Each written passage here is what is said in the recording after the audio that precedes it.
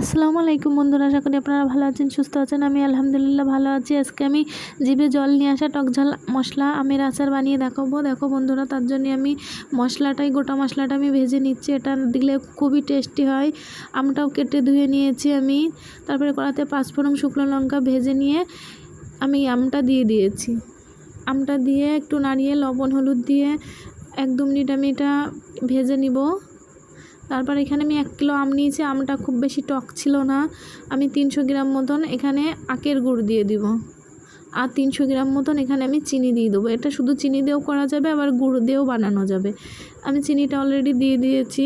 আর এটা মশলা আমের আচার, এটাতে মশলা দিলে ভালো লাগবে বেশি। আর লেবুটা দিয়েছি, যাদের ভিনিগার আছে ভিনিগার দেবে, তাহলে আমের আচারটা অনেক দিন থাকবে।